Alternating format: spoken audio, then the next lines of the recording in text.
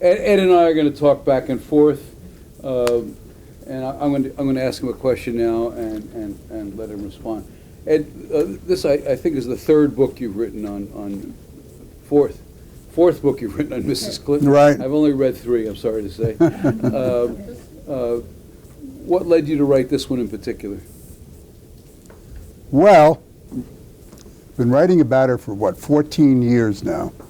Started researching Hillary in 2003 and published my first book about her in 2005.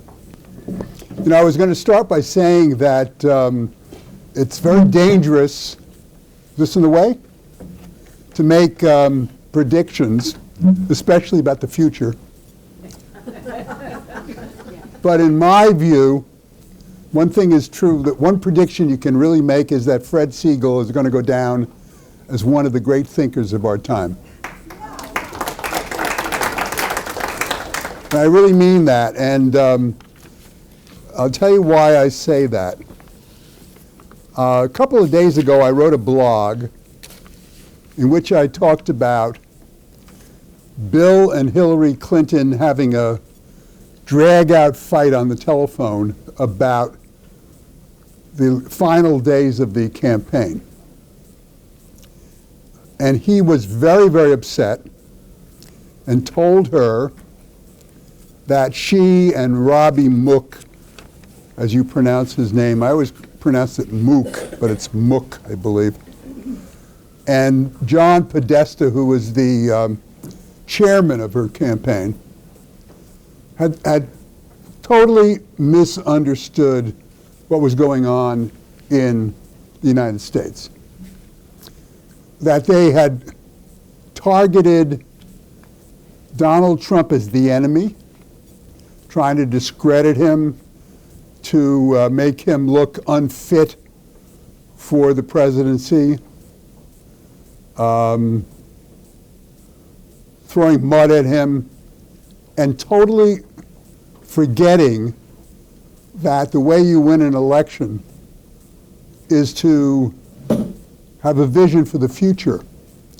And one of the things, according to my source, that Bill said was that James Comey, the director of the FBI, whom Hillary was blaming for the sudden loss of her momentum, as she saw it, was not the responsible party for her sinking in the polls, but that it was Podesta and Mook and Hillary, and I'm going to read what he said, who displayed a tone-deaf attitude about the feeble economy and its impact on millions and millions of working-class voters and the middle class. Fred Siegel could have written those exact words. That's what he's been writing about. This is what Fred has been talking about all this time. In fact, it was 2 years ago, in 2014, that Fred wrote a book called The Revolt Against the Masses, How Liberalism Has Undermined the Middle Class. So I wanted to talk about that a little bit today, about how Fred understood that, how Hillary didn't, and why she didn't, and why, to answer your question, I wrote this book about Hillary. A lot of people ask me, well, do you hate Hillary Clinton because I've written so many negative books about her? And the answer is, no, I don't hate Hillary Clinton, but I do hate what, and I don't know how many of you will agree with this, but I don't know, hate may be the wrong word, but I certainly am very concerned about the direction of liberalism in this country because it has abandoned the middle class and appealed to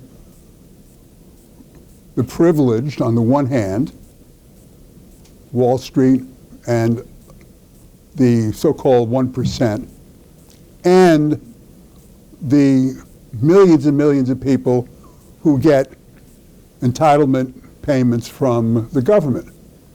But in between those two, there's this vast millions and millions of Americans that Hillary completely forgot about.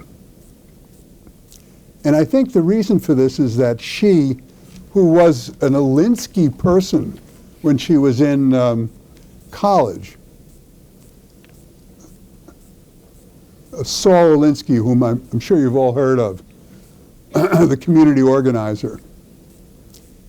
She was very, very left-wing and involved in dealing with everyday people. She had drifted over the years away from that, as has Barack Obama and the entire establishment of the Democratic Party, in my view, and appealing to, as I say, these two poles rather than in the middle. And this has been really brought to our attention by the fact that she spoke to these Wall Street conclaves for $300,000, $400,000, and $4,000 a speech, collected hundreds of millions of dollars, has never driven a car in 20 or 30 years, as she herself has admitted, has lived in this bubble, which I think a lot of these liberals do live in, what Fred and others call limousine liberals. You have another phrase for it, too, for these liberals. Whatever it is, these are the elite. And so I wrote this book because I felt that we needed to this was before the election, of course, to look into her behavior and why I believe that she wasn't really fit to be president of the United States. The fact that she set up this private server that was unsecure, open to hacking by our adversaries, was a very arrogant thing to do, thinking that she could get away with stuff that nobody else could get away with. The fact that she did favors for foreign governments, foreign businessmen, while she was Secretary of State in return for donations to the Clinton Foundation, which is called public corruption, by the way, also is another indication that she was out of touch. Why didn't Cheryl Mills, who was her chief of staff, Huma Abedin, who was the person closest to her, Jake Sullivan, her political advisor, and others, why didn't they say to her, you can't do that?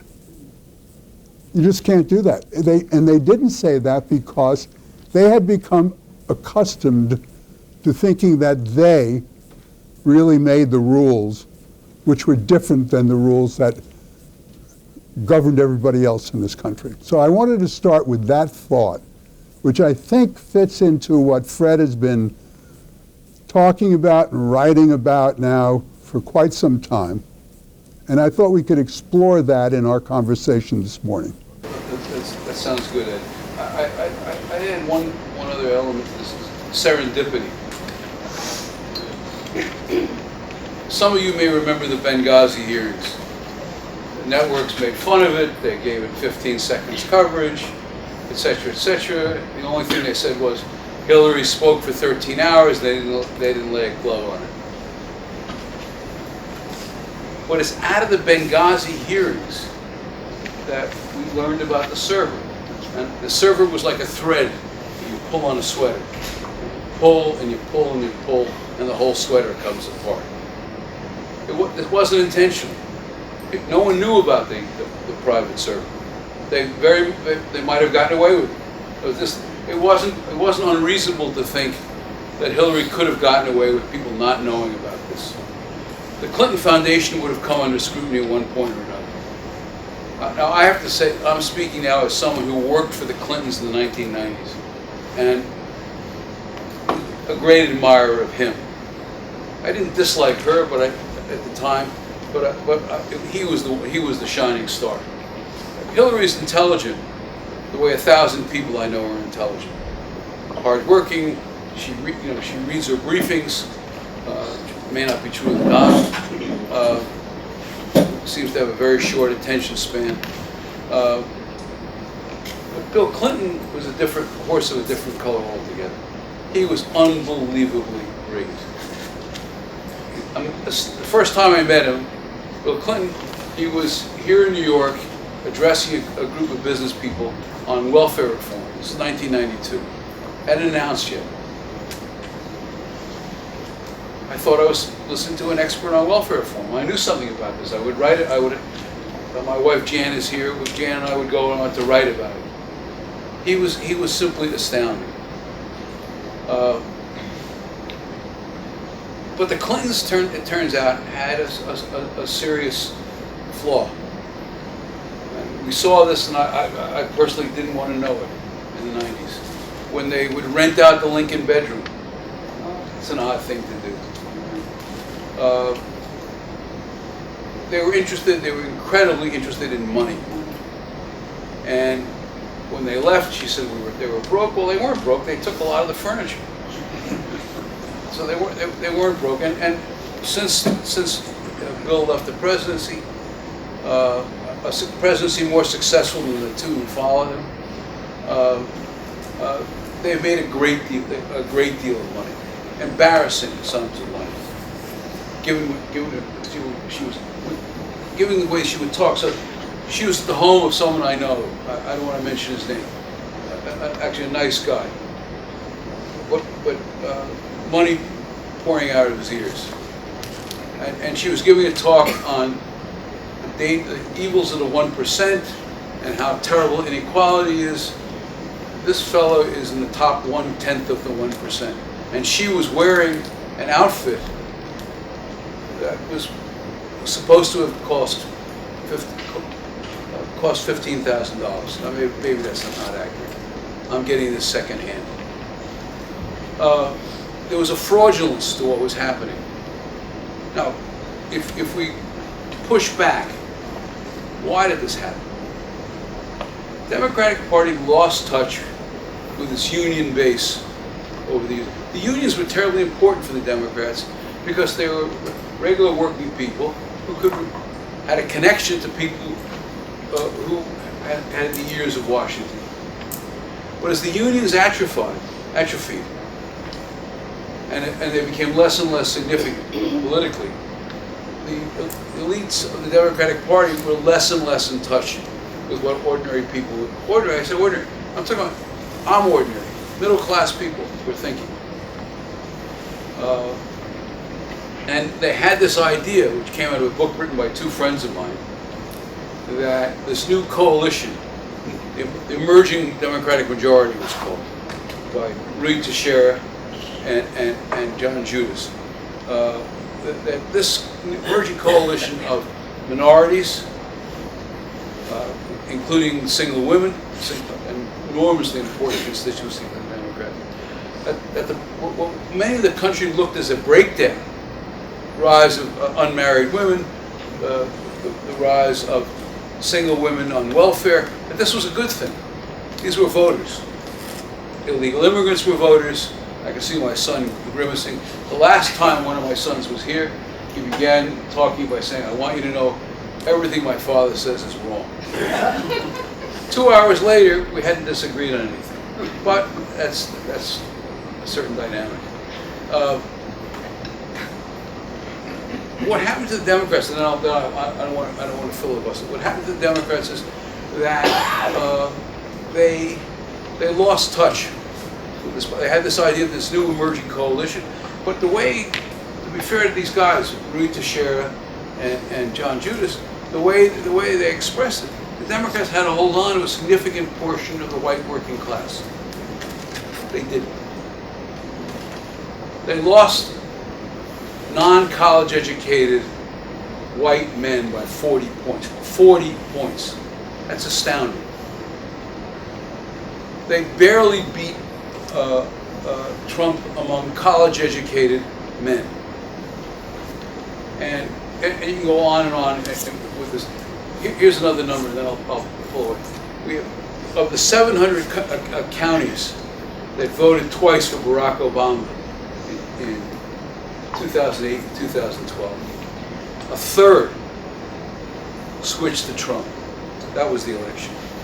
Those counties were mostly the upper Midwest, and as my wife can attest, I've been ranting about the upper Midwest as the key to the election 2-3 years ago. It was clear to me that Wisconsin, Michigan, and Pennsylvania would be the keys to the election. I had no idea that Minnesota, that Hillary would only win Minnesota by 1.5 points. That was astounding. In any case, the reason for this, the underlying reason for this, in part, and there are many reasons. Feminism is one, and my wife was a feminist, and she can now denounce me. But even more important than feminists were crime and environmentalism.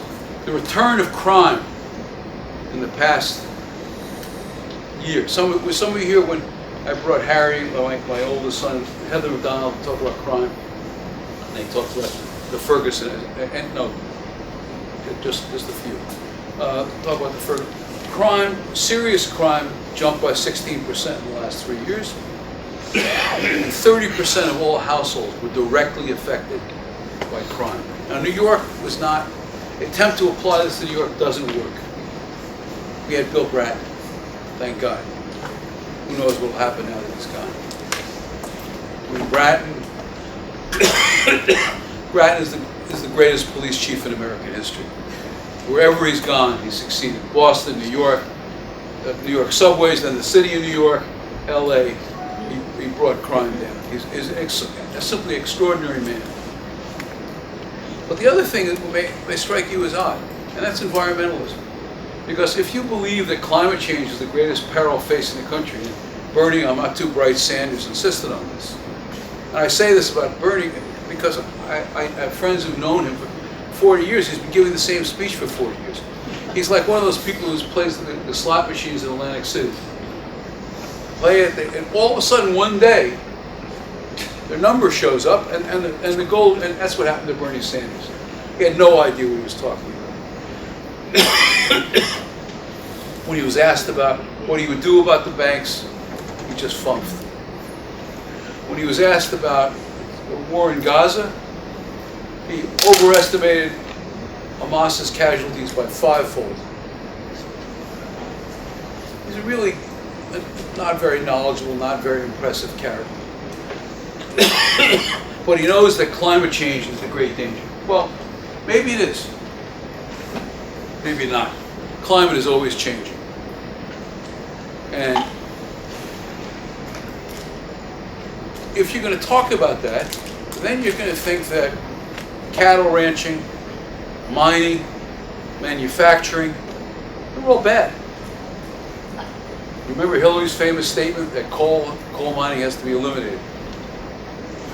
There went Appalachia. So when you talk this way, you're talking about eliminating the jobs of working class, non-college educated men. And that's what's been happening over the past 40 years. Anyway, let me stop. Let me throw a question out at you that ties to this.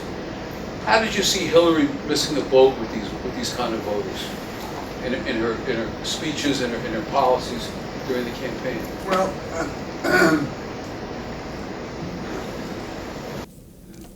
I think it became clear to me as I was writing this book that Hillary didn't really understand what was going on inside the country, because in her view it was good against evil.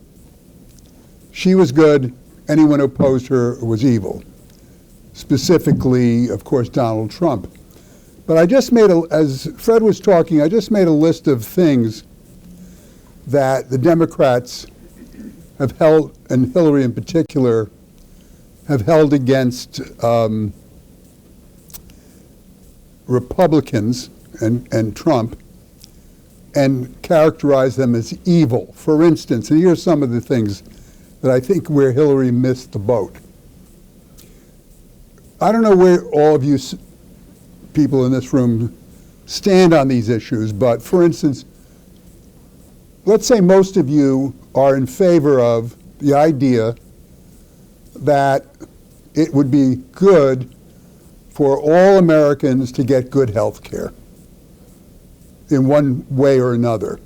But you oppose Obamacare for the obvious reasons that it was a poorly constructed idea to begin with. It was rammed down the throats of the Congress, and as we see, the premiums have gone through the roof. So you're not evil, although Hillary would characterize you as evil if you were against Obamacare. Perhaps many of you in this room think that if a woman wants to have an abortion, that's up to her. But on the other hand, you could also be against Roe v. Wade because it was federalizing the idea, which is not in the Constitution, that there is some sort of a constitutional federal right to an abortion, whereas in fact this probably belongs in the states, not in the federal government. Many of you might feel sympathetic to people who are, say, transgender. I'm sure they go through a lot of physical and mental anguish if they're transgender people. But you might also be against the idea of unisex bathrooms in schools, which was mandated by the federal government under Obama. That doesn't make you evil. You could be in favor of community policing and at the same time be against the war on the police. You could be in favor of uplifting and helping the African American community become increasingly part of the American dream. But on the other hand, you might be against Black Lives Matter. So I can go on and on and on. The point I'm trying to make here is that the people who disagreed with Hillary were demonized as bad, evil. And what she forgot was that the majority of Americans didn't agree with her.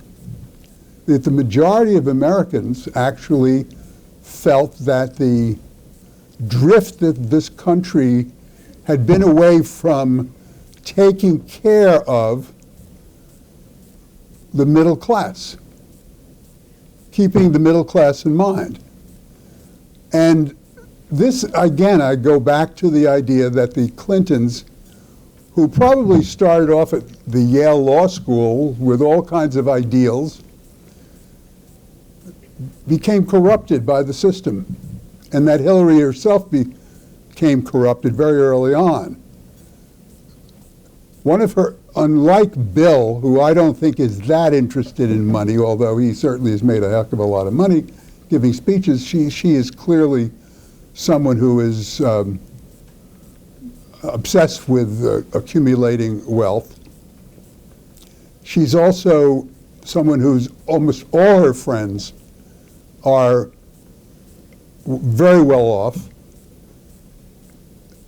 And as a result, Donald Trump, whom we've hardly spoken of yet, with this bête noire of the press, Steve Bannon, who we also should talk about today, and other advisors of his, understood that there was something going on in this country that the Democrats had missed and that Hillary had missed.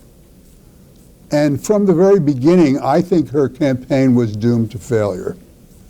Now, Donald Trump certainly made a lot of self-inflicted wounds on himself during the campaign. We have to admit that. He said a lot of things, did a lot of things, expressed himself in ways that were objectionable to a lot of people. But beyond all of that, he kept pounding on the single issue that we need to get back to putting the middle class first. And this is, I think, why he ultimately won the election. I think it was, in fact, the final comeuppance of the Democratic Party, Hillary's defeat. Just picking up on what Ed just said, President Obama just gave a speech saying that globalization is moving too quickly. It's got to move more slowly. Globalization has had a net positive effect on the world. Hundreds of millions of people in China were pulled out of poverty. In America, however, it's had a very mixed effect.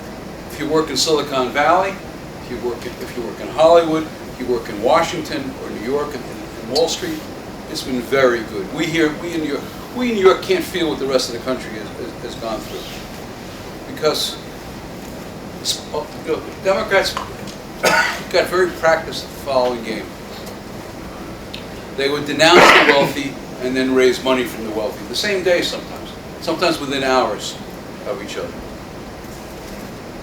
And people saw through this eventually, despite the fact, this is what's rather extraordinary. Virtually the entire press, I don't know how many of you watch the 6:30 news. I only watch it to see the spin. I get no information whatsoever from the 6:30 news. The New York Times lost its mind. I mean, they actually wrote an editorial explaining we're not going to be objective. We hate Donald Trump so much we feel it's fair to do anything to bring him down. If you think I'm making this up, Harry's grimacing again. Go back and read it. And Harry, I'll read it to you again out loud.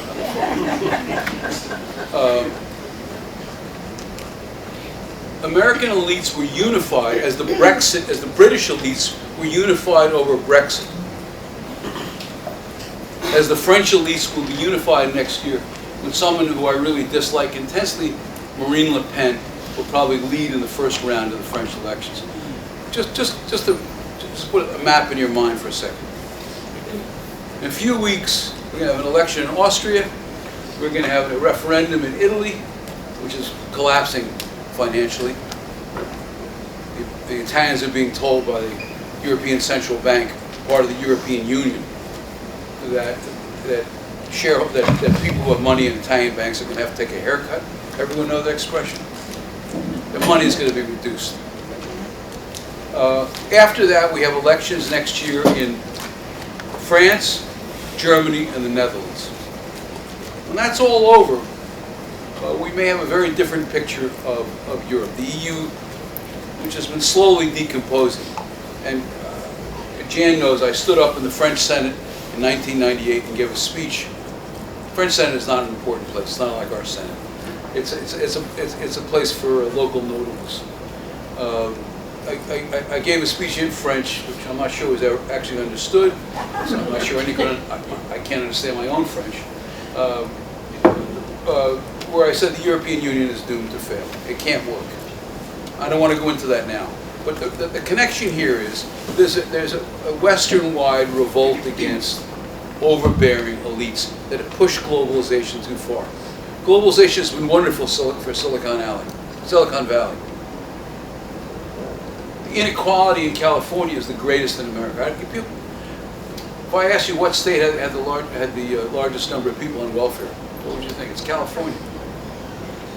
All that beautiful climate, the best agricultural land in the world, Silicon Valley, Hollywood, and yet their unemployment level is through the roof. Wow. They've got a Democratic, it's a totally blue state. Republic, you have to engage in Easter egg hunt to find a republic. So let me interrupt and ask you a question, Fred, and ask myself a question and everybody else here. So if Fred and I are right, and I think we are, how come everybody got it wrong? Why wasn't it obvious to everybody that Hillary was on the wrong track, that Donald Trump was on the right track, and that it was going to be a very close election, that Trump had a very good shot, at winning. Why did everybody think on the night of the election that Hillary had it in the bag? And one thing there, Hillary's staff actually broke out the champagne at lunch. That's right.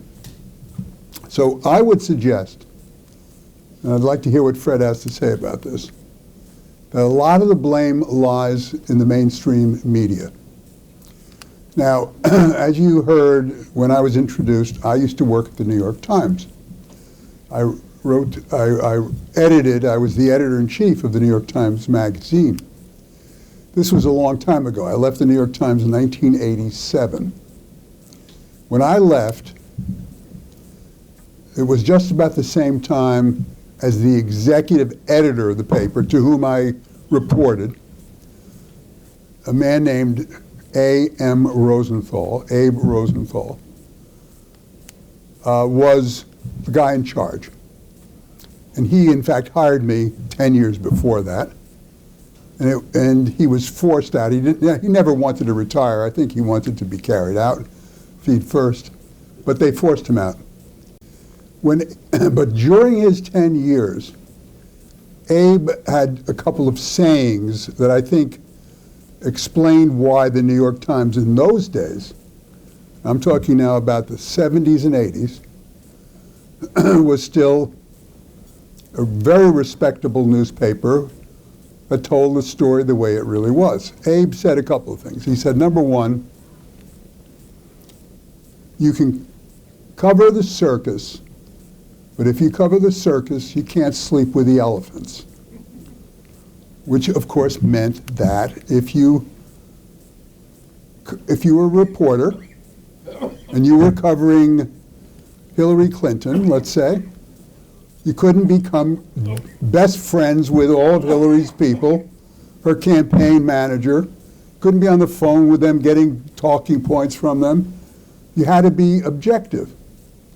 Well, that was Abe during those periods of time, and I think the Times was, in fact, a paper that didn't sleep with the elephants. On his tombstone, literally on his tombstone, it says A.M. Rosenthal, gives the dates of his birth and death, and it says he kept the paper straight, quote unquote. That was his other saying. And he did keep the paper straight. So when he came to work in the morning, he was a classic journalist. I used to say that he came to work, as I did, brainwashed, meaning completely free of presuppositions and prejudices regarding how to cover the news that day. He didn't come with all kinds of theories. So he was, for instance, enthralled by everything. One day he said to me, do you know that the Mercedes-Benz has roofs that actually retract? Can you imagine that? I mean, he was excited by that idea, that there was a retractable roof on the car. And he then sent somebody out to report about retractable roofs. Then he left, and he was replaced by a guy named Max Frankel, who became the executive editor of the New York Times.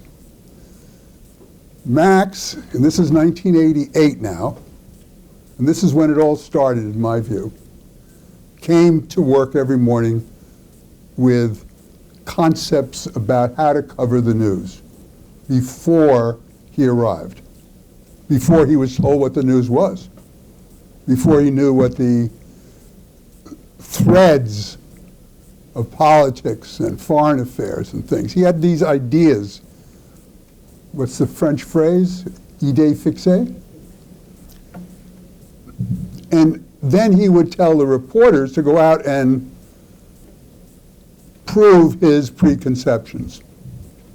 And that, the reporters were happy to do that because all along the reporters were very liberal to begin with, even under Abe's time, but he kept them straight, but Max didn't. Now I'm talking about... For example, could you give an example of that? Well, Can I give an example of that? No, I don't think I can, actually. Can I give an example? Yes, please. Frank and I, sitting here in the cafeteria at St. Fran, Frank Macchiarola and I, sitting here in the cafeteria, before I came to St. Francis, we would talk about Giuliani. I decided not to go into the administration. He didn't want to go into the administration either, but I was writing about it. And he noted that the Times got everything wrong about Giuliani. They assumed it would be terrible riots if he won. They assumed that crime would go up. They assumed no one could handle the problems in New York. New York was He was very pro-police, Giuliani. Giuliani was very pro-police. And New York was, in the phrase of the days, ungovernable. Frank didn't believe this. I didn't believe this. But we weren't taken seriously.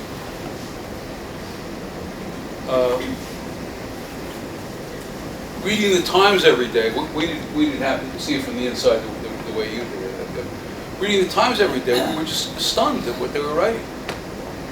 What we saw in the streets of New York and what the Times was writing about were not connected. And that aperture has widened and widened and widened until, under the current editor, Schulzberger, who unfortunately I have met a few times and talked with, it's a chasm. And they're going to have to decide if they want to be taken seriously as a newspaper, because more than half the country doesn't take them seriously. So why is this important? It's important because for decades the New York Times set the agenda for the rest of the media. And even after it began to drift toward the left, it continued to set the agenda for the media. And I think the reason, now to get back to Hillary and this election, is that the media got the election completely wrong and sent out messages both in print and on the web, and on television. I'm also talking about NBC, ABC, CBS, CNN, MSNBC, that Trump was doomed for failure and Hillary was a shoo-in, because that's what they wanted to believe, and that's also what the Times was reporting. If you look at the Times coverage, and I'm not here just to knock the New York Times, I'm here to talk about why the election turned out the way it did and what that portends for our country as we move forward. But if you look at the coverage of Donald Trump in the New York Times during the campaign, almost every single day there were negative stories, not maybe one, but two, and sometimes three on the front page of the New York Times, undermining Donald Trump. Now, Donald Trump is a perfectly legitimate target for critical journalism. I'm not saying he isn't. But this was a completely one-sided effort on the part of the Times, and it was reflected in the media in general. So while we, all of us, I assume you as well as I, sat there in front of our television sets on November 9th and watched the returns come in, I can't imagine that any of you here, maybe a couple of you did, had any inkling that Donald Trump was going to become the next president. It was supposedly, there's one who didn't, but certainly I got it wrong, and everybody else I know got it wrong. And we got it wrong largely because we missed what Fred has been talking about now for years and years and years. I want to turn over to you guys, and we can have a conversation with all of us in a few minutes. I heard two quotes that best, not about the numbers in the election, but attitudes that for me best summed up what happened. One was from a journalist from the Pittsburgh Journal Review. You don't know it. I live in Pittsburgh, so I know it. I used to live in Pittsburgh, so I know it. It's from a woman named Selena Zito. Anyone ever heard of? A few people. She's very smart. I've heard of her. She's in the Post quite a bit? Might have been the Post. That piece today. I don't ride the subways as much as I used to, so I don't see this. Selena Zito said, I thought it was just brilliant. She said, the Trumpites took Trump seriously, but not literally. The press took Trump literally, but not seriously. I think that captures a lot of what happened. It certainly does. A lot of what Trump was doing was humor. Over-the-top exaggerations, which the press, sometimes it didn't play out so well. When he went after the Gold Star mother, when he spent a week criticizing a former Miss Universe who was involved in a murder. I mean, best to just leave this alone. So the lack of discipline, I think frightened people. We'll see now. See if he has discipline now. Is it all right if I? Absolutely. I think that one last thing, and then let's open it up. But Fred is absolutely right. I mean, he and I shouldn't sit here and pretend that Donald Trump is Abraham Lincoln. You know, I mean, there's a lot of problems with Donald Trump and his indiscipline, as you just pointed out. I've known Donald Trump, and I'm sure you have too, for 35 years. And the Donald Trump that I saw on the campaign trail was a very different Donald Trump that I knew personally. I've never heard Donald Trump in all of these years that I've known him. I've flown on his airplane. I've been to Mar-a-Lago, his office. He's been on the phone to me. I've been on the phone to him. I'm not his pal, but I mean, we've been in touch. I've never heard him say anything, even remotely anti-black, anti-Jewish, any ethnic group for that matter. I have heard him talk about women. This was between marriages, and he liked to boast about his conquests. And we had a good time talking about it, I must tell you, actually. But that's Donald. I mean, Donald is a guy from Queens. He's never become absorbed in the elite part of New York City. I wanted to know your opinion. What would have happened if instead of establishment candidate as Hillary Clinton, what would have happened if it was two populists, which would have been Bernie and Donald Trump?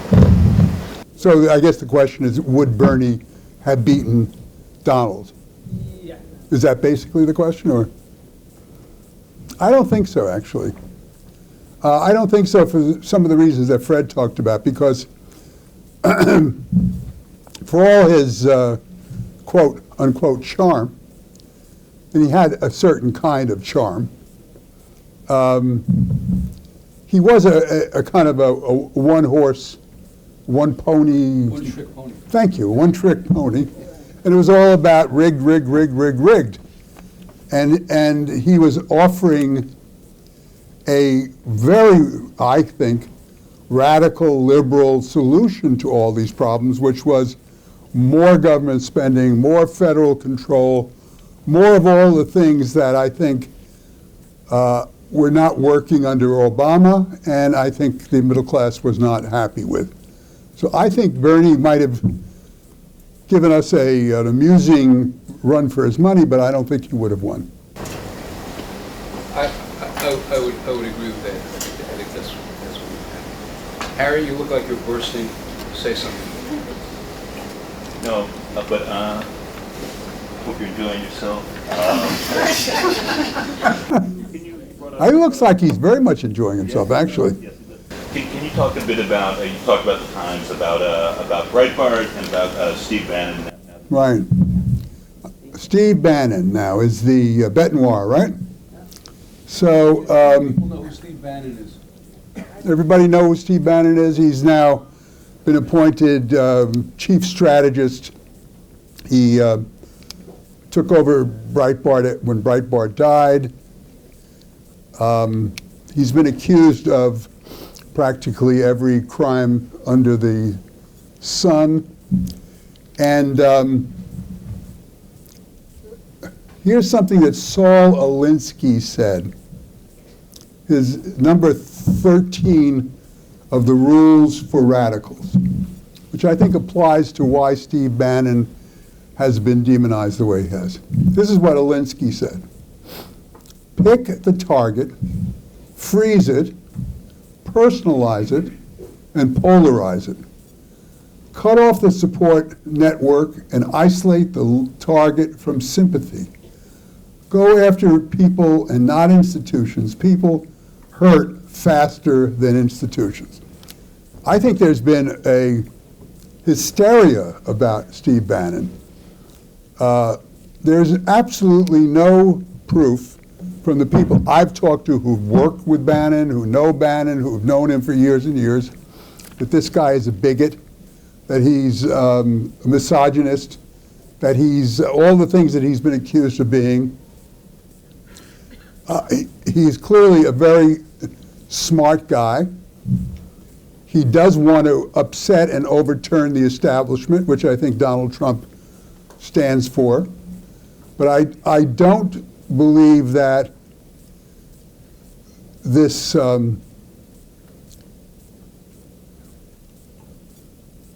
hysterical attack on him by the Democrats are anything more than an opportunistic effort to undermine Donald Trump's transition.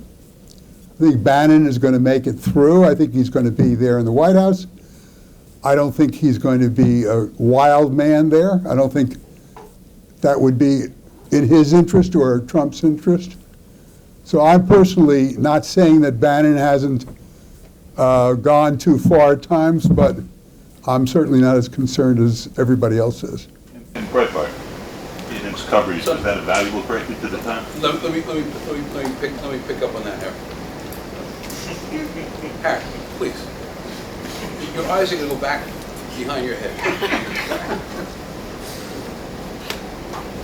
I read Breitbart about once a week. Everyone know what Breitbart is? Eric Breitbart was a guy, an alternative journalist. He created a site called Breitbart.com. He saw it as a corrective to the fact that most people in the mainstream media had simply become Democratic Party operatives with pens. And he was right about that. However, Breitbart can push way too far in the other direction. They'll take a sliver of something and go with it and run with it. The same way that the Times did. Mitt Romney once had a dog on his roof, so he's hostile to animals. But on Bannon, I'm ambivalent about Bannon. Why? Harry has a younger brother. You all heard the last time we were here talking about the alt-right, who knows a great deal about the alt-right. And he doesn't think Bannon is part of it, but he thinks Bannon has been too accepting of it, not questioning. What I would say, pulling it back, I wrote a piece about 6 months ago on a historian named Arthur Schlesinger. How many people have heard of Arthur Schlesinger? He was once a big deal. Mach. The last book he wrote is a book about the dangers of multiculturalism. He said, if you keep pushing multiculturalism, you'll produce white nationalism. It's exactly what's happening. Black lives, you keep pushing Black Lives Matter, even though I had a conversation with a Black Lives Matter member, marcher here in New York. I said, well, you know the numbers in New York on police killings, blah, blah, blah. They're very positive. And the disinterest in factuality would knock me over. Anyway, I do think there are serious problems with Bannon. I don't think, however, he's a raving anti-Semite. He's clearly not. I don't think he's a racist. He's clearly not. I do think he's been far too tolerant of what's called the alt-right and white nationalism. And is that a reason for the hysteria? No.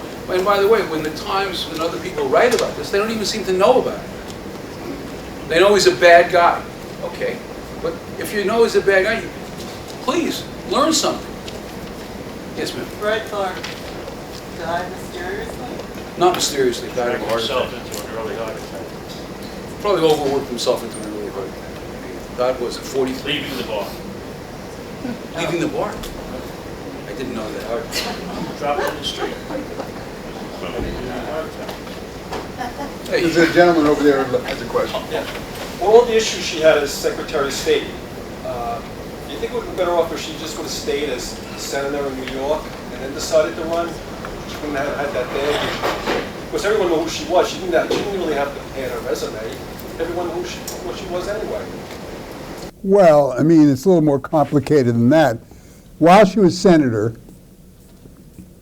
as far as we know, she accomplished virtually nothing. She claims that she brought money to New York after 9/11, which is true, but any senator from New York would have done that, and she did that. She promised to create 200,000 jobs in upstate New York, and as we know, upstate New York is a hollowed-out disaster, and she didn't fulfill those promises. But the reason she became a senator are multifaceted. First of all, thanks to Monica Lewinsky, there was an upsurge of sympathy for Hillary Clinton in the late 1990s. And on the very day that the House of Representatives was voting to impeach Bill Clinton, Hillary was in the White House talking to, can't remember the guy's name, it'll come to me in a second. His father was, thank you, Harold Ickes, about running for the Senate that very day. So she was planting her seed to run for president in 1998 or 1999. She figured that a couple, 4 or 5 years in the Senate, and then she could run for president. And in fact, in 2008, she had to actually run. I think when she lost to Obama in 2008, there was a period in which I think she felt that fulfilling her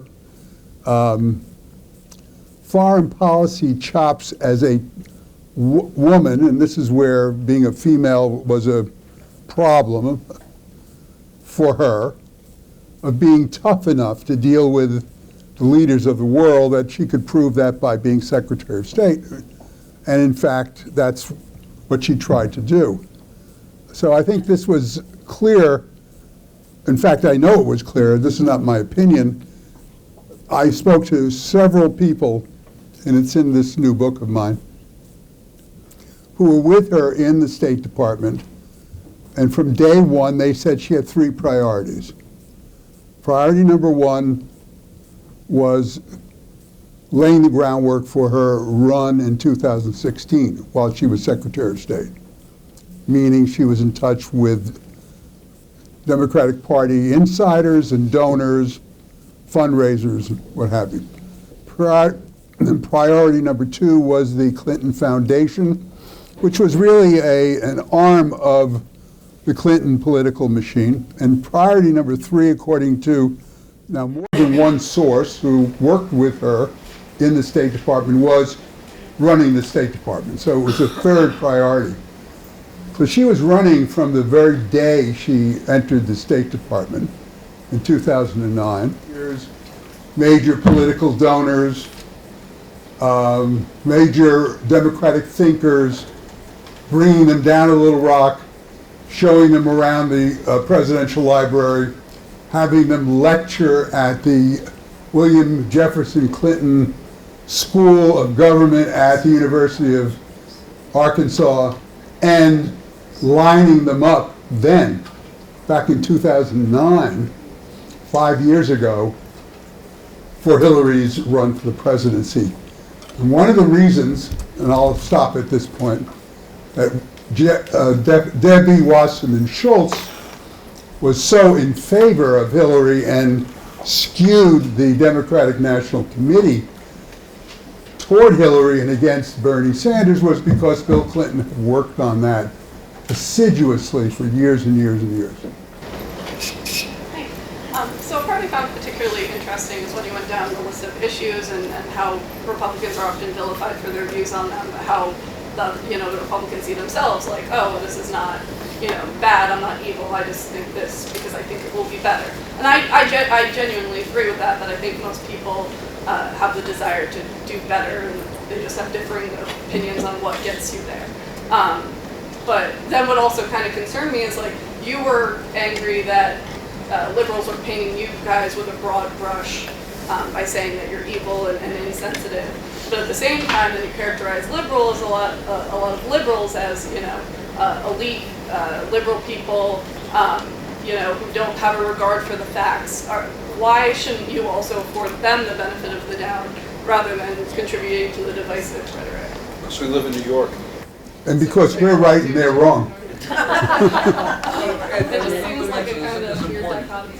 If you live in New York, you're inundated with liberals, and you're forced to talk to them many times a day. In my own household.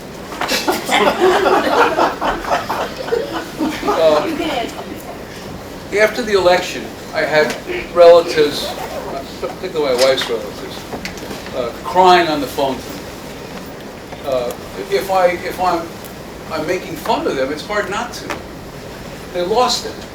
And on the campuses at the University of Michigan, which one of our nieces goes to school, they handed out Play-Doh and coloring books to students. As someone who's written about liberalism in many phases, from when I was on the left, when I was in the center, it was only Obama that made me a Republican.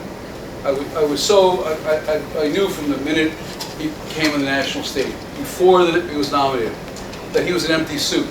And the reason I know this, I now have to give credit to my wife. One of my wife's sisters lives in Chicago, and I got to talk to all sorts of people who spent time with Obama. So it became clear to me over the years that liberalism had turned into a patronage game, of the kind Ed talked about, a way of raising money, a way of marginalizing people, a way of controlling the discussion. And since the press was so much in their pocket, there was no counteract. There was no counterforce. Breitbart is not that counterforce. The Breitbart is online. Sometimes it has good articles. Most of the time, the articles are not so. The New York Post is not a serious paper. I like page 6, but it's not a serious paper. And so you really don't have a counterforce. The reason I talk about liberals this way is because that's my life experience. They're in my neighborhood. I sit on my porch when it's in warm weather, and they all stop by. What do you think about this, Fred? What do you think about that? And all I can think of is, why weren't you ever educated? What did you learn? Let me give you something when I say, why weren't you educated? What did you learn? Libya. Everyone remembers Libya, right? Before we got to Benghazi, Hillary wanted to overthrow Gaddafi. Does anyone remember when Gaddafi was forced to give up nuclear weapons? He'd already given up the nuclear weapons before this happened. What was the Gaddafi business about? What was Gaddafi's card that he was playing against our brilliant European friends? And here I am sarcastic. The Europeans are dumber than doornails. And I say it having lived among them, having spoken to them, having spent time to them, and having tried to explain things to them. Unsuccessful. Did anyone know what was going on? Anyone have a clue? Just think about Libya on the map. Think of Libya on the map. Anyone have a clue? Think of Libya, then think of Sicily. What am I talking? Immigration. Illegal immigration. Libya was an enormous conduit. And by the way, that's the same thing the same game Turkey is playing now. Turkey's control over us is not that they want this guy Gulen, this guy who lives in Pennsylvania and is a crank in his own right. And it's not that Erdogan's a nice guy. You know, he's a miserable SOB who's put more journalists in jail. And by the way, Barack Obama said that Erdogan was one of his best friends in the international arena. Well, if you say that, you're not very bright. So this was about illegal immigration and the flood that's coming in Europe. And what's this doing in Europe? It's producing a right wing. The same way in America, The liberal refusal to simply deal with what was happening to the country. So what you have is liberalism wasn't always this. Liberalism was once about free speech, debate, and civil rights. This is when I was a liberal. That's not what it's about. It hasn't been about that for 40 years. It's about working the interest groups. And the interest groups aren't good for America. Anyway, stop. I'm going to get on a soapbox. There's a guy there in the back, very strange guy with a very strange name. Eamon, Hi. tell us who you are. My name is Eamon Moynihan. I'm a friend of Fred's. Do not hold it against you. I just want to say. He says he's Eamon Moynihan and he doesn't know me. Yeah, I used to know. It's changed. Actually, I was going to make 4 relevant statements. I actually asked somebody, a high-level State Department official one time, why they went into Libya. Because I assumed there was some ulterior motive. I actually thought it probably came out of Chicago with focus groups or something. I was told, no, it was well-intentioned, they thought it would work out, and there was no ulterior motive. And as make it right or wrong, I was told that. Okay. So I mean, that's one inside piece of information. 2 others, again, these are sources. I was told, maybe this wasn't universal, but a lot of the people that this came up around Clinton really did not like Black Lives Matter. They were not happy about it. So there was probably, there's different wings in the Democratic Party. And it obviously didn't help. Another thing I was told, this is relevant, is when the Comey bombshell dropped, internally, the Clinton people were really concerned. But it wasn't an ex post facto, excuse for why they lost. They still thought they were going to win on election day, but they thought in real time that the Comey thing really hurt them. So I think that's relevant. And then the last point I want to make, which I think is relevant to what Fred was saying, is just a little statistic that from the Robert Gordon book that some people may have heard of about the decline of American growth, the sort of monumental history of the American economy. And a little statistic that I think is relevant, it kind of stuck out. Between 1980 and 2013, the cost of clothing in the United States declined annually each year by 2.6%. So, and that's free trade, period. So, I think some of what the frustration we talk about in Europe is the economy has stopped growing, probably per Gordon, because we've run out of new technologies that actually increase productivity, and it's productivity that drives wage growth. So I think that's a lot of the frustration. So the problem is, well, this is really a question instead of a statement. What are you supposed to do about it? Are we supposed to bring back J.P. Stevens, down lung disease? It's true, as you said, globalization has created some winners and losers, right? But what are we supposed to do about it? The French tried it, right? Didn't British labor, they wanted to hold back deindustrialization. How did that work out? Not very well. So you have a problem, right? The wages aren't, the economy is not growing the way it did for 150 years. But what do we do about it? Well, I think you made some very good points. One of the things that we can do about it is encourage growth in the economy by bringing down taxes for our corporations, which are the highest in the world, cutting taxes for everyone so that they'll use their money to buy things, to repatriate a couple of $1 trillion that are offshore so that money can be reinvested in the United States. Undoing a lot of the onerous regulations that the Obama administration has put on not only large corporations but small businesses as well, and on and on. I don't think we can undo globalization. I also don't think we're going to hold back technology, which I think will continue to have a huge impact on the economy. But I do think there's a lot of things that can be done to encourage capitalistic competitiveness in this country, which has been reversed, actually, under Obama. Well, regulation and corporate crony capitalism go together. Eamon, speak more loudly. Regulation and crony capitalism go together very nicely. So yes. I don't understand what the point you're making. In other words, a regulatory economy is often used for regulations are often used to stop competition. As a former government official, I can tell you that that's how it works. It's Dodd-Frank, obviously. I mean, now we have what, 5-6 banks, right? So regulatory, and they often like it. First of all, they write it. So I'm just agreeing with you that the regulatory capitalism that has been turbocharged by Obama, by its nature, does reduce competition.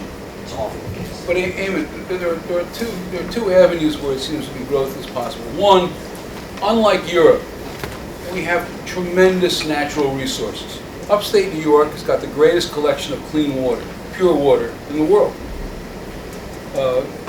And it's used, what's the name of it, Chobani yogurt, which somehow Trump managed to insult the owner of Chobani during the campaign.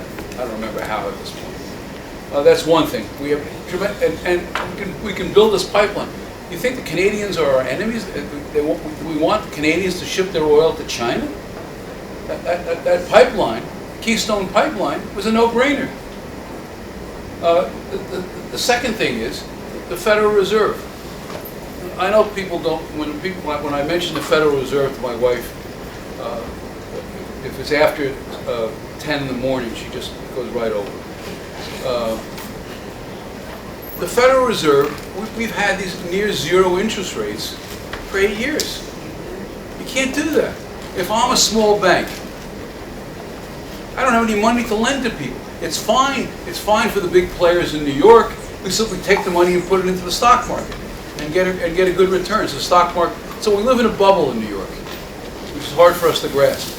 But if I'm a small Midwestern bank that loans to manufacturers, I don't have any money because I can't make any money on 0.8% interest. So this has been.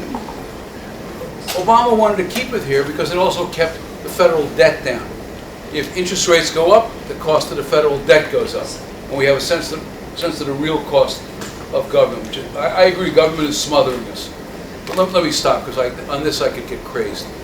Gentlemen, I just want to observe. I think regulatory capitalism is oxymoronic, and I supported Trump from the beginning, although I'm an academic, kept it secret, as many of you did, because he's a businessman. I want to unleash the Americans, the animal spirits. This is, if you go back to the founding documents of capitalism, you don't find what we hear coming out of Washington. You find what you hear coming out of Trump's mouth. What do you mean we can't do it? Now everybody's up in arms about building a wall. A man who builds skyscrapers is going to have trouble stacking cement, but he has unleashed the willingness of Americans to get back their spirit, their, what is it? Bloom wrote about the closing of the American mind. What about the closing of the American economic system? We don't know what inventions are out there because they're regulated out of existence before they begin. Maybe the next Apple is out there. Maybe we replace the Apple phone with some other kind of phone that runs on air. I don't know. But we don't even search anymore. We start out with, well, 1.2% is the new normal. I didn't grow up with that. So maybe we have the animal spirits coming to life again. It might be a little rough for a few years. Let me make a counterpoint to what you're saying. I generally agree with the thrust of what you're saying. But what's amazing about Silicon Valley is how few people it employs. I mean, it employs more people than George Soros, who employs virtually nothing, no one. Currency swindlers do not employ a lot of people, even though he's the greatest funder of the Democratic Party. But if you just take George Soros as an example, having fat cats as the central people in the Democratic Party. How can this be a party of middle class, working people and middle class people? But Apple, Silicon Valley employs very, very few people. All the jobs have gone overseas to China. Now, if Sanders had half a brain, and he doesn't, I say this, I have a friend who's a rabbi in Vermont. I won't say where, some of you might end up knowing him. He's very liberal, he's a nice guy. He can't believe how stupid Sanders is, how dumb he is. That was his reputation. He wins the mayoralty of Burlington by 12 votes, 16 votes, whatever it was. And then in Vermont, which is mostly the Upper West Side, transferred now, because you don't have very many people in Vermont. You have more cows than people. He then gets elected to the one seat in the House of Representatives, and then he gets elected to the Senate. Big deal. You know, if all these people who are opposed to the Electoral College don't have any problems with Bernie Sanders running for president. And by the way, we're going to talk about the Electoral College in small states. There are very few. Obama has left the Democratic Party's bench almost vacant. There are now more Republican members of state legislatures than any time since 1920. Can you imagine that? Before the New Deal. So the key to me is, you know, not that we're necessarily going to get another. You know, Robert Gordon might be right. The easy, but even within the framework we have now, these growth rates aren't required. We could have much greater if we unleashed our energy industry. If we could have some economic growth, and we could employ some people.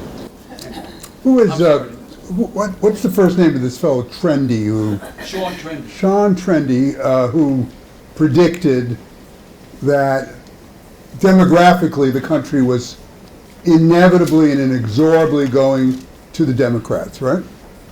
Well, he's been proved wrong. As you just pointed out, the state legislatures throughout the United States are overwhelmingly Republican now. The governorships are, 34 out of 50, something like that, Republican.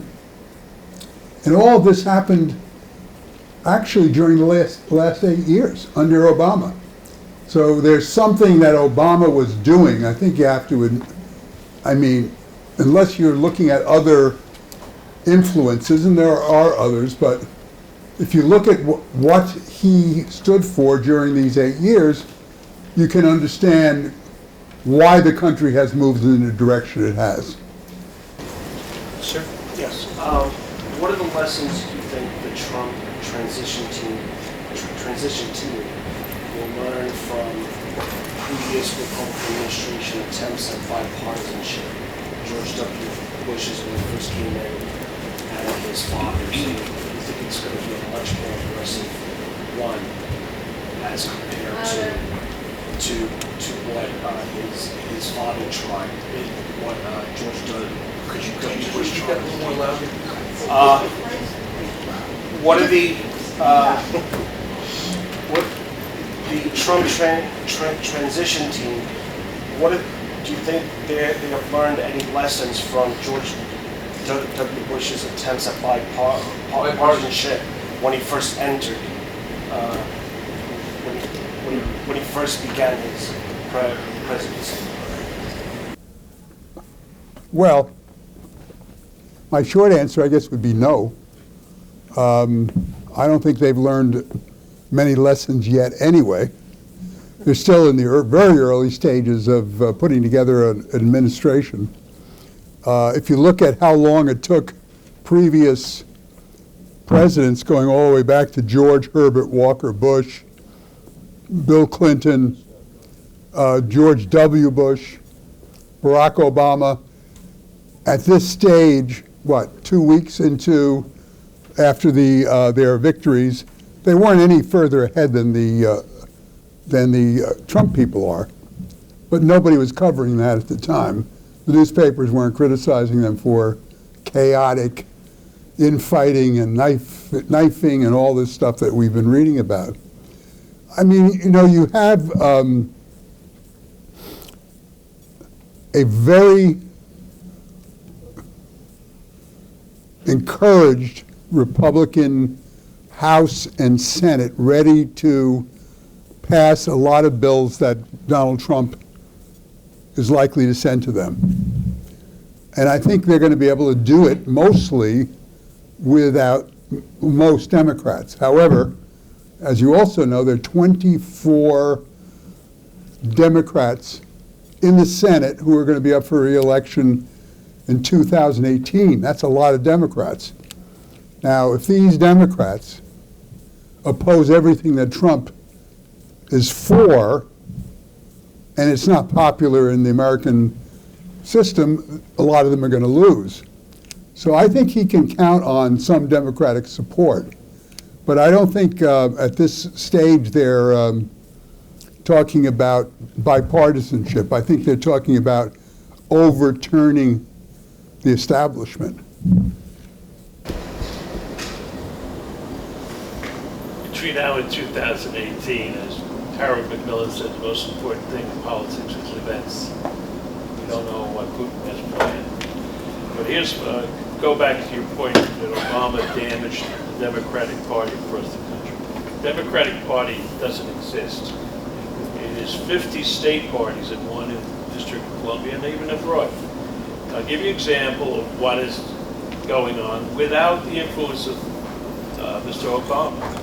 In 2014, state of New York lost 5 Democratic congressmen, the most of any state, anytime. Steve Israel, who ran the campaign committee, ups and resigns and leaves politics. Fortunately, his seat was saved by Mr. Suozzi, who was wasting his time here a few years ago. Tom Suozzi came to speak here at St. Francis. Instead of campaigning,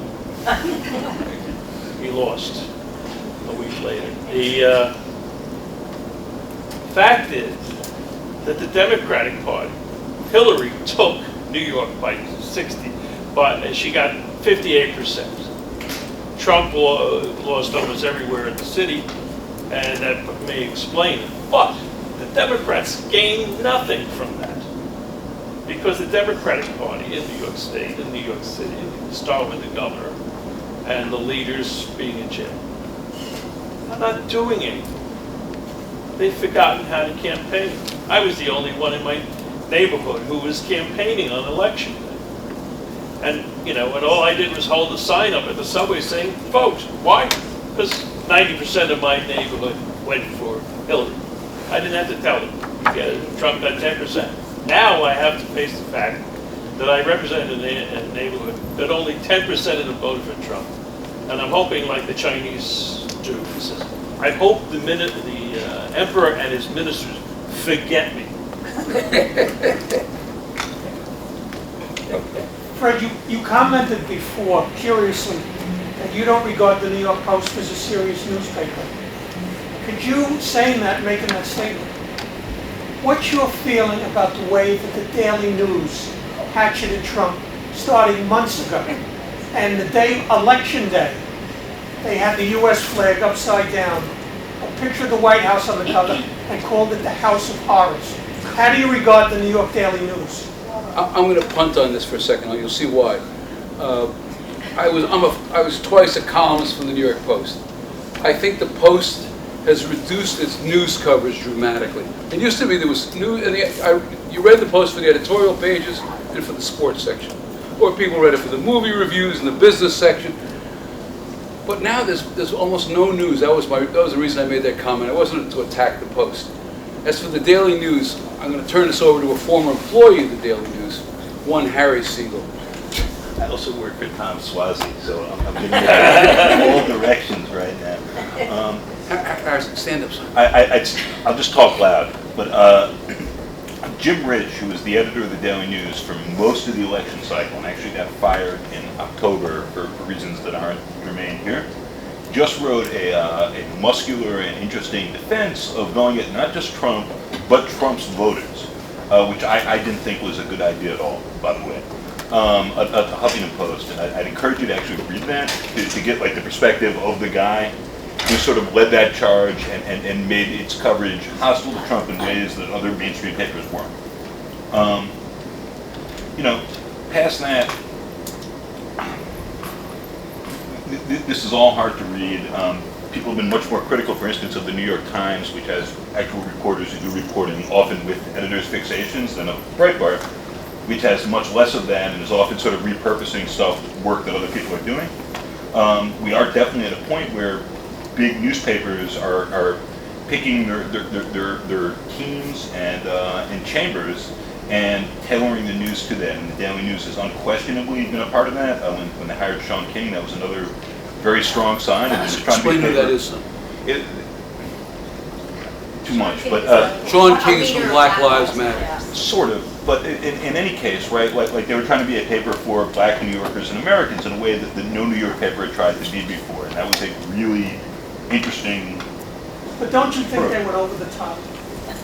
If you want to play in this cycle and draw attention, the case that people have made is that you in some ways have to go over the top. That they ran some iconic covers on guns, on Trump, and on so on. For years I read their sports pages because I thought still they have the best sports coverage in New York of any of the papers. Yeah. And yet even their sports reporters in the last couple of months were digging the Trump, right. which I thought was outrageous. We have all these letter writers. I'm not at the paper anymore, so I'm not in any way speaking for the paper, who write in and say this. I can't read it anymore, and the News, to its credit, runs those letters.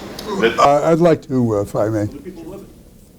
Here's where Fred and I probably are going to disagree, because Fred is, I think, friendly with Mort Zuckerman, who is the publisher of the New York Daily News.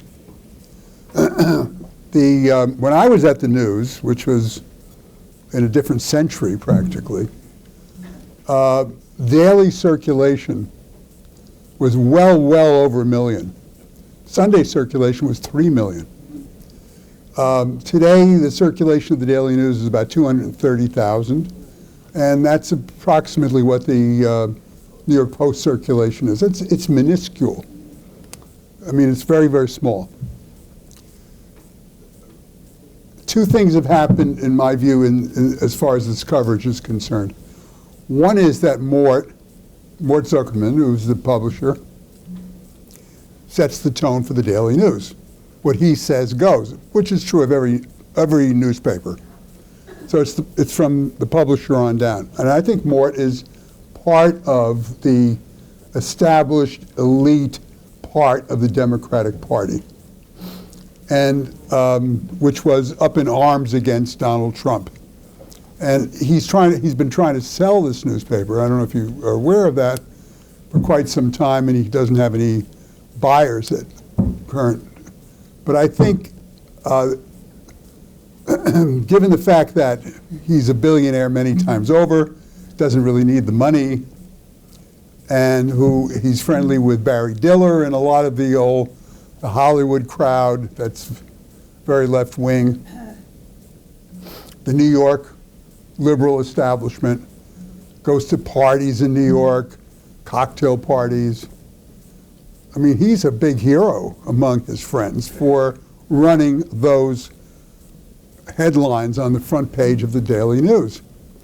And I think that's a big motivation for why they did it, because otherwise it wasn't journalism, it was something else.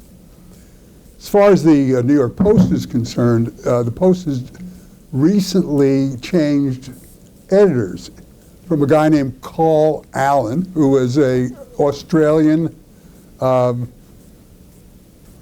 long-time Murdoch editor, both in Australia and here, who was a very news-oriented guy.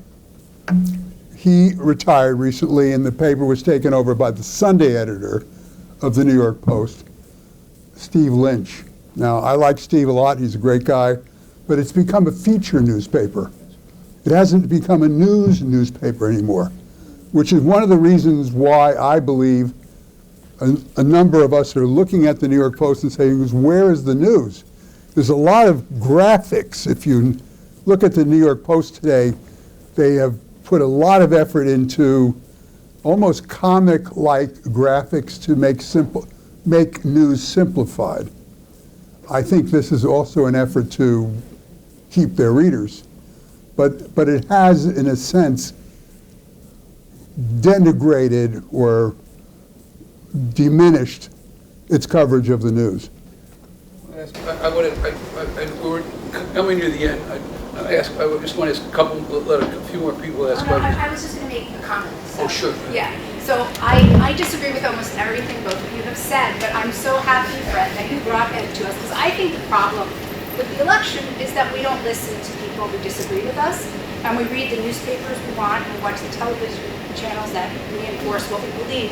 For instance, it's not just the Daily News and Times. The Huffington Post started doing this thing that drove me crazy, which was, I'd read an article and then at the bottom it would say, Donald Trump is a racist and misogynist. You know, I can decide for myself if somebody is a racist and a misogynist, and I don't like being told that, and I'll never read it again. It's incredibly frustrating. But I also think when you talk about, like, I would like you both to address what Jake brought up, which is the alt-right. And even if Bannon himself is not an anti-Semite and Trump himself is not an anti-Semite, if you read Breitbart and you read the comments, you know, I forget the term Jake used, it was like pushing the envelope or broadening the window, I can't remember, but it's very, very scary. The people who now feel comfortable expressing their opinions on the internet, in ways that I have never seen. I've always been somebody who doesn't like political correctness, but I've always been a leftist and a feminist. But I find PC kind of terms and things, I don't care if you want to say illegal immigrants or undocumented persons, it doesn't really matter to me. And I think a lot of leftists and liberals are not, you know, pro-Hillary, but they're also not pro-Trump, and I think you can critique Hillary. That was the problem. If you critique Hillary, you are pro-Trump and accused of being a racist, which is a disgusting thing to be called. Anyway, so I just had to get that all up, but I wanted to say to all my students that are here, I'm so happy that you're hearing this and being so respectful and listening and not walking out and getting angry, and that's why I love St. Francis College. So,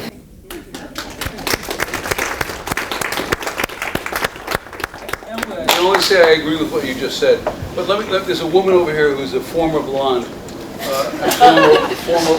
formerly auburn, formerly blonde, who looks familiar to me. Young lady? I would like to ask Ed, and it kind of picks up on what you just said, Ed. Do you think we are further from or closer to the possibility of finding and recreating more of a center for American politics or culture?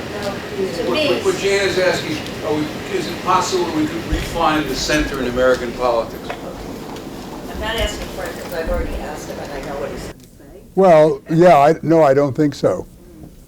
I think, if anything,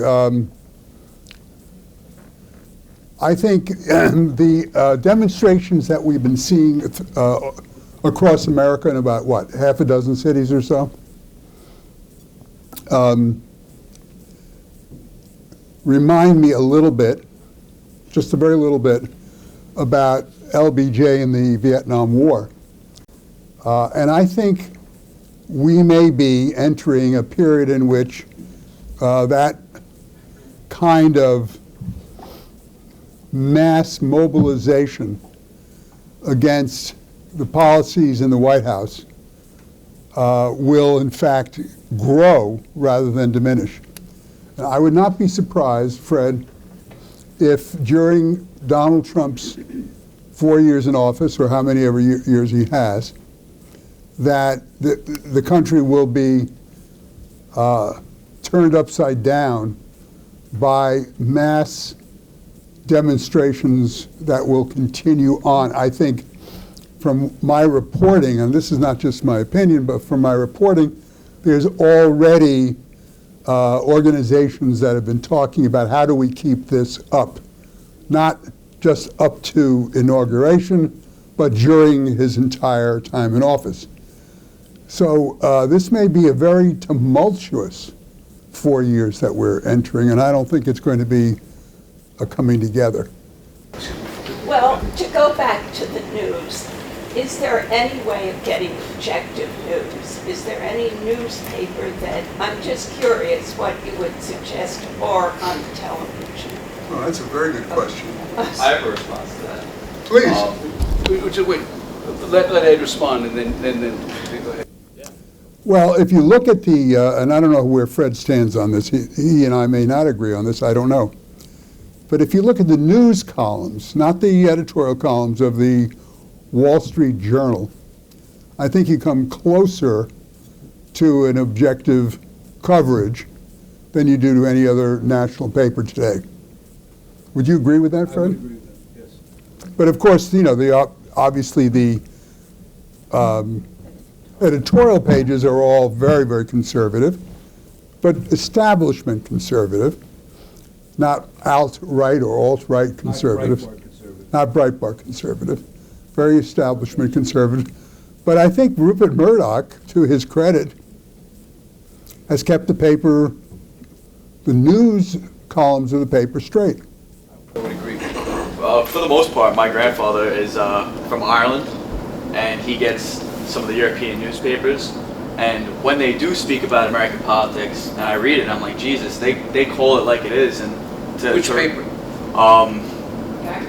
The one from Limerick. The one from Limerick. Yeah, the Echo's one. I don't know them. The Longford Leader is another one. The Irish Voice is another one. I'm sure he gets it. He gets a whole bunch, like 5 or 6. But when they do speak about American politics, they call it out like it is. And like reading that, and then going on and reading like something like the New York Times, you almost like, ugh, you almost throw up a little bit. That's interesting. I don't They call read it the very Irish honestly. press. Very honestly. That's it. Thank you. Sorry. Yes, go ahead. I'm European myself from Denmark. Where in Denmark? Copenhagen. And obviously we live by many of the ideas that Bernie Sanders promoted. He even promoted Denmark. No, absolutely, totally mistaken. How? Denmark has a freer economy than the United States. When Bernie Sanders talked about Denmark, he literally had no idea what he was talking about. If I jump on you, I'm sorry I jumped so quickly. I was on the phone with a friend from Denmark for about 2 hours yesterday morning. I followed Denmark. I followed it ever since Denmark has had the Danish Danish for a century. which got Harry into trouble. School vouchers. No, Denmark. Why don't we let her talk though? Yeah. I'm sorry, I will let you talk. I'm No, sorry. I'm interested to hear what you're saying. I just have another question in regards to... I'll stop in a second. Denmark is a remarkably successful place. Denmark has curbed Muslim immigration dramatically. And the European Union is angry with Denmark and doesn't want to push too hard because they're afraid they'll have another Dutch situation on their hands where they'll be talk of withdrawal. I'm sorry. It has created a really harsh right wing as well, as you were mentioning before in Denmark, due to the immigration. So Yes. my question was not in regards to this, but it was Trump being elected. There's been a lot of anger in Denmark, to be honest. And Anger at who? at Trump. The election in general, American politics, and Trump becoming the president, because no one thought he was going to win.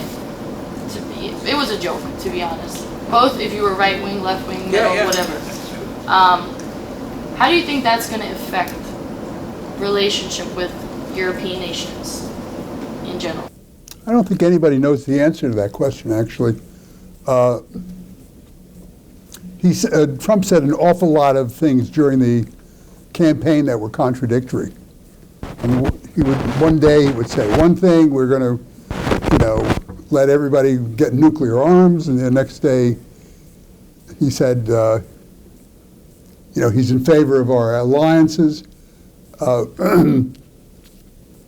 My guess is that his focus is going to be domestic, and that he's going to, in a sense, hand over to the Secretary of State and that whole group a kind of freedom of diplomacy, maybe not policy entirely, which, yes, they'll ask for more contributions from the NATO countries for NATO and things like that, but I honestly don't think his priorities lie in turning upside down our diplomacy. I do think he will try to dramatically increase the American military. He's already talked about building the Army, building the Marine Corps, building more ships for the Navy, and things like that.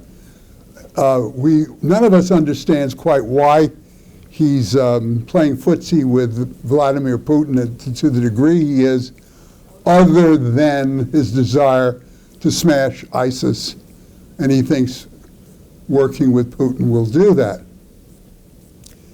Whether that will last if and when we do smash ISIS, I don't know, because the thing about Trump that I'd like to say just briefly before we go on to the next question is, it's a very flexible real estate guy.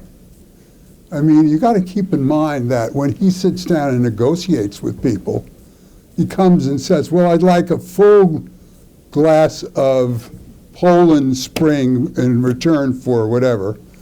And his interlocutor, the person across the table, says, I'll give you half a bottle. And they settle on 3/4 of a bottle. And that's how he does business. And so it's always a negotiation. It's always, he doesn't come in with a absolutely fixed, I will not budge point of view. And I think that's how he's going to deal with foreign affairs. I'll just add one thing to it. The European Union is literally coming apart at the seams. Yeah. And that's going to have an enormous effect on how this plays out. The so-called Washington Consensus, what came into place after the fall of the Soviet Union, agreement about that democracy was the future, that liberalization of the economies was the future. I think that's going to come to an end for a while. Not that we're going to reverse, not that we have to have Chinese-style regimes, but we don't. It's not just we don't know what Trump is going to do. The Europeans are remarkably silly people. I mean, the Juncker, as everyone knows, John Juncker, the head of the spokesperson there. There's a European Commission, there's a European Council, there's a European this, there's a European that. They can't, but the Europeans in their extraordinary brilliance and thoughtfulness can't get the fingerprints of suspect terrorists from one country to the next. They're silly. They're silly, excuse me for saying this. Not every European is silly, but the European, Peggy Noonan said something very interesting, which I thought she got, also true about our elites. We're being condescended to by our inferiors. We have like 5 more minutes. The young lady in the front row. I'm sorry. Yes. I subscribe to the Daily News, and now it's all advertisement. There's no news in it. I'm thinking of canceling. I can't take that news. Well, I'm sure that it would come as a great pleasurable surprise to Mortimer B. Zuckerman that there's a lot of ads in the Daily News.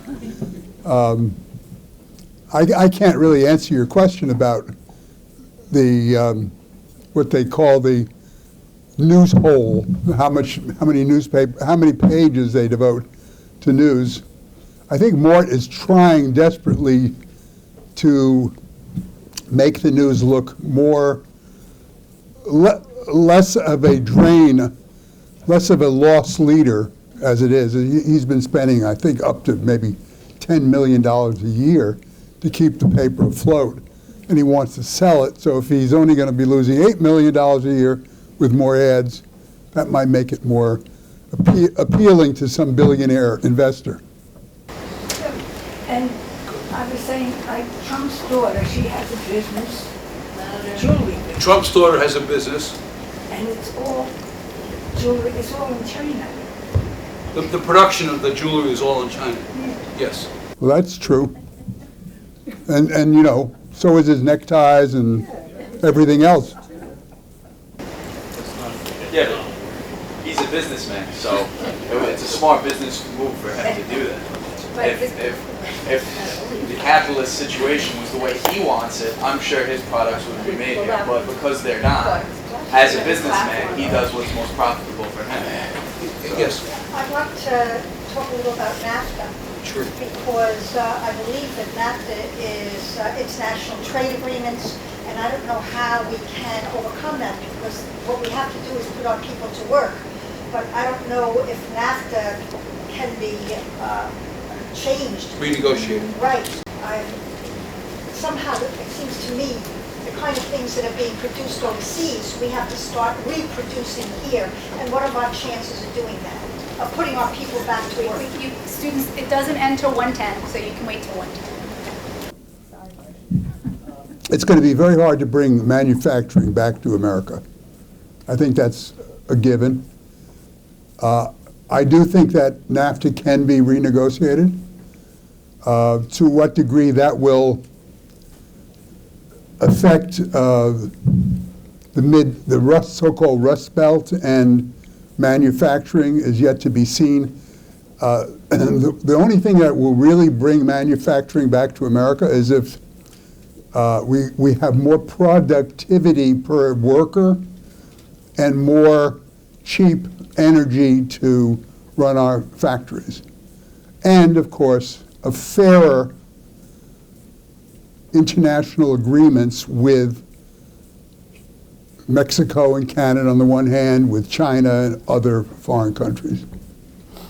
I just want to comment, my wife used to clerk at the Court of International Trade, so she was actually interested. Where's your wife from? She's from Denmark. Denmark. So do we have some kind of Danish conspiracy? Go to the Danish, and you'll see me on Sunday at the Danish Siemens Church for their Christmas bazaar. You don't want to miss it. I'm there on Sunday. Okay, great. She's actually looked into the Peterson Institute, has a lot of backgrounders. But basically, her understanding is the executive has a lot of authority to back out. It will become a political issue, presumably. But it's not as, she was surprised, I was surprised that there's a lot more executive flexibility in the original treaty. So that's something to pay attention to. Peterson Institute. Peter Institute is quite solid, I think.